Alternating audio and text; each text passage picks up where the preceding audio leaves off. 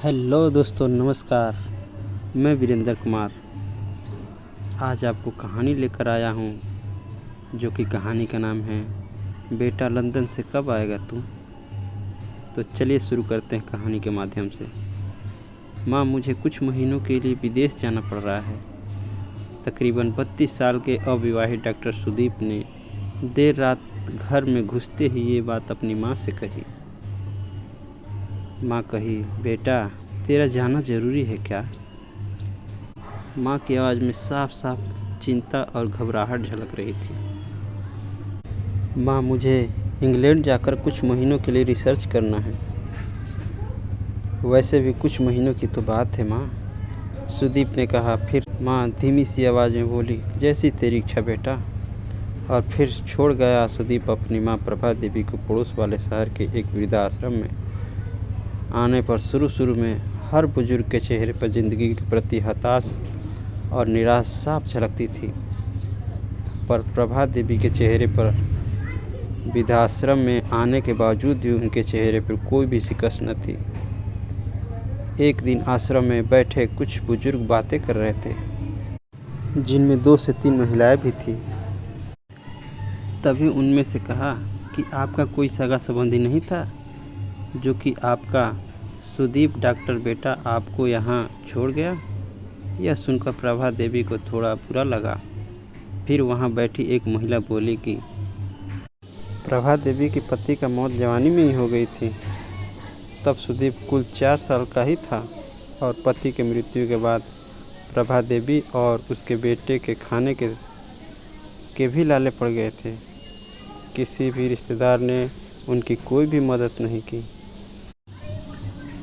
और फिर प्रभा देवी ने लोगों के कपड़े सिल कर अपने बेटे को पढ़ाया, और बेटा भी पढ़ने में बहुत तेज था। तभी वो डॉक्टर बन सका, और आज वह बाहर किसी काम से गया है, इसीलिए अपनी माँ को यहाँ छोड़ गया। अब वृद्धाश्रम के करीब 6 महीने गुजर जाने के बाद एक दिन प्रभा देवी के आश्रम के संचालक रामकिशन शर्मा जी के ऑफिस के फ़ोन से अपने बेटे को मोबाइल नंबर पर फ़ोन किया और कहा कि सुदीप बेटा, तुम हिंदुस्तान आ गए हो या अब इंग्लैंड में हो? बेटा बोला, माँ अभी तो मैं इंग्लैंड में ही हूँ, सुदीप का जवाब था। हर 3-4 महीने के अंतराल प्रभा देवी सुदीप को फ़ोन करती, लेकिन उसका एक ही जवाब होता कि मैं अभी वहीं पर हूँ माँ, जैसे मैं हिंदुस्तान आऊँगा तो माँ मैं आपको ज़रूर बता दूँगा। इस प्रकार तकरीबन 2 साल गुजर गए। अब तो वृद्धाश्रम के लोग कहने लगे कि देखो कैसा चालाक बेटा निकला, कितने धोखेबाज से अपनी माँ को यहाँ छोड़ गया। एक महिला तो ये भी बोली कि मुझे तो लगता है कि डॉक्टर विदेश नहीं गया होगा, वह तो बस बुढ़िया से छुटकारा पाना चाह रहा था। फिर किसी और बुजुर्ग ने कहा, मगर वह तो शादीशुदा भी नहीं था। अरे होगी उनकी कोई गर्लफ्रेंड, जिसने कहा होगा कि पहले माँ के रहने का एक अलग इंतज़ाम करो, तभी मैं तुमसे शादी करूँगी। 2 साल आश्रम में रहने के बाद अब प्रभा देवी को भी अपने नियति का पता चल गया। बेटे का गम उसे अंदर ही अंदर खाने लगा। वह बुरी तरह टूट चुकी थी और ऊपर से आश्रम के लोग भी उसे रोज़ ताने देने लगे। उनके बेटे के बारे में भला बुरा कहने लगे थे। अब वह दिन रात बेटे के लिए रोने लगी। और 2 साल आश्रम में रहने के बाद एक दिन प्रभा देवी की मौत हो गई।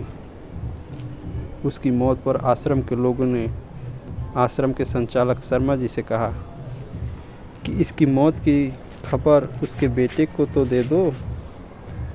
हमें तो लगता है कि चालाक और गद्दार बेटा विदेश में होगा भी, या फिर यहीं कहीं अपने देश में है।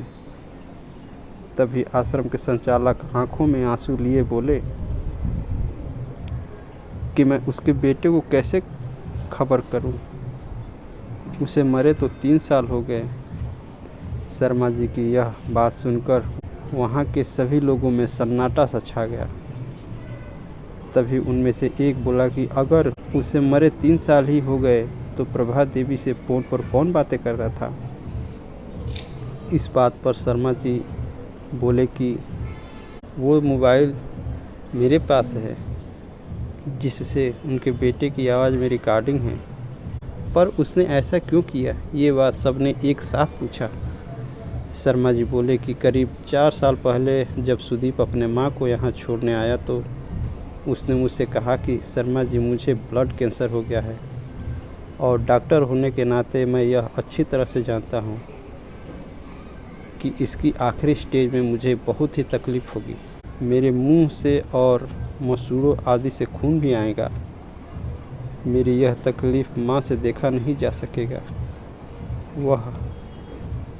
वह तो जीते जी मर जाएगी। मुझे तो मरना ही है, पर मैं नहीं चाहता कि मेरे कारण मुझसे पहले मेरी माँ मरे और मेरे मरने के बाद 2 कमरों का यह हमारा जो छोटा सा फ्लैट है और जो भी घर का सामान आदि है वह मैं आश्रम को दान करना चाहता हूँ। बस आप मेरी माँ का ख्याल रखना शर्मा जी। शर्मा जी की सारी बातें सुनते ही आश्रम के सभी लोग फूट फूट कर रोने लगे और कहने लगे कि इतना अच्छा बेटा था सुदीप जो अपनी माँ से कितने प्यार करता था और हम लोग प्रभा देवी को उनके बेटे के बारे में कितना भला बुरा कहते थे। भगवान हमें कभी नहीं माफ़ करेंगे। हमारे ही ऐसे कड़वे वचन से प्रभा देवी की इतनी जल्दी मृत्यु हो गई। दोस्तों, कभी भी बिना सोचे समझे ही किसी के बारे में कुछ भी नहीं कहना चाहिए, क्योंकि शायद आपको पता नहीं कि आपकी ज़रा सी बात किसी का जीवन मृत्यु में बदल सकता है। अगर आप हमारे चैनल पर नए हैं तो हमारे चैनल को सब्सक्राइब करें और लाइक करें और शेयर करें, ज़्यादा से ज़्यादा शेयर करें। धन्यवाद दोस्तों।